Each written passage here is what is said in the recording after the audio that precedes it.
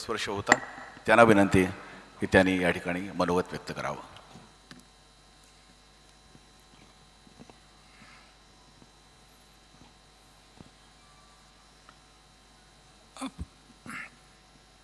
आपल्या सर्वांचे आवडते आणि लाडके स्वर्गीय अजितदादा यांच्या शोक सभेला आपण एकत्र आलेलो आहोत. मी त्यांना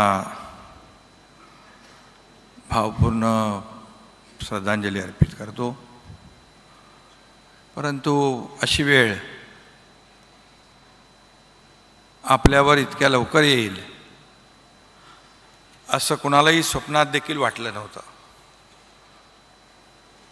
खरं म्हणजे अजितदादा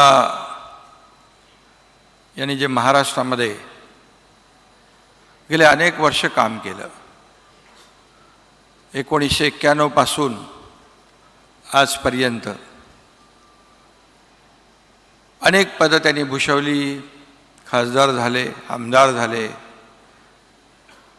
मंत्री झाले, विरोधी पक्षनेते झाले, उपमुख्यमंत्री झाले. एक स्पष्ट वक्ता, एक परखडपणे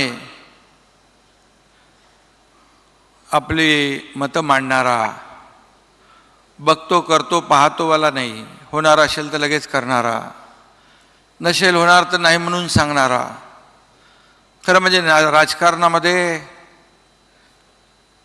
कडक शब्दात स्पष्टपणे नाही म्हणून सांगणारी माणसं कमी असतात. परंतु अजितदादांना आम्ही पाहिलं की होण्यासारखं असेल तर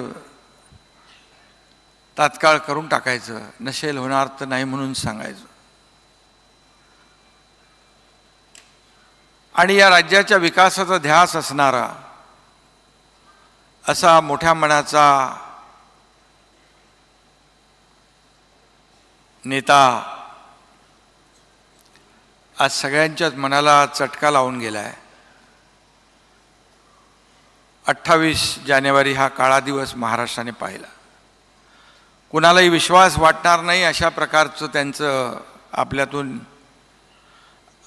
अवेळी जी एक्झिट आपण पाहिली. वेळेवर पोचणारे, वक्तशीरपणा.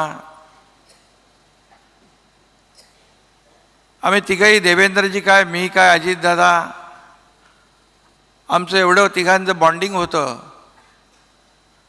की एकमेकांच्या मनातला आम्ही ओळखत होतो. परंतु दुर्दैवाने काळाच्या मनातला आम्ही ओळखू शकलो नाही.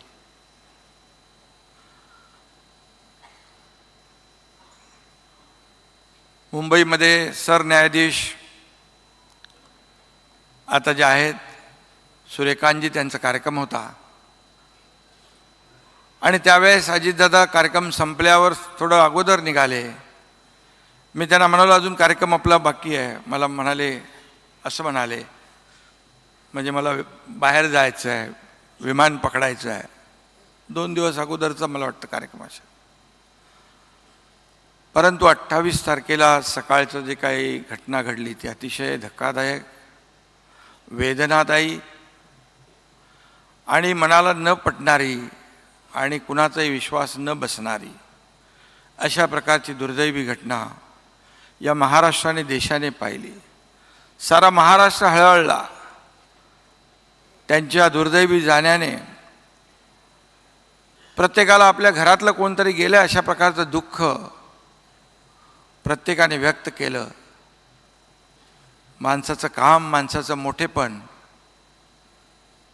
त्यांच्या बारामतीमध्ये लाखोंचा जनसमुदाय जमा झाला आणि आपण पाहिलं किती मोठा माणूस होता, किती मोठ्या मनाचा होता. आणि आपला माणूस, कामाचा माणूस, प्रत्येकाच्या विश्वासाचा माणूस त्या दिवशी आपल्यातून निघून गेला. आणि म्हणून लाखो लोक जमा झाले होते. ही खरे म्हणजे त्यांच्या कामाची पोचपावती होती. कार्यकर्त्यांच्या पाठीशी कसं खंबीरपणे उभं राहायचं, कार्यकर्त्याला कसं बळ द्यायचं, कार्यकर्त्याला मोठं कसं करायचं, हे दादांकडून शिकलं पाहिजे. आटोपशीरपणा, टापटीपपणा, नीटनेटकापणा हा त्यांचा स्वभाव होता. देवेंद्रजी आणि आम्ही जेव्हा कुठल्या एखाद्या उद्घाटनाला गेलो की एखादा कुठंतरी वायर निघाली असेल त्या इमारतीची, कुठंतरी रंग कमी जास्त झाला असेल, कुठंतरी काही छोटा मोठा अगदी काम राहिलं असेल तर लगेच त्याला बोलवून सांगायचे, बाई इथे राहिलं आहे, हे बाई इथे चुकलं आहे. एवढा मोठा माणूस या छोट्या छोट्या गोष्टीकडे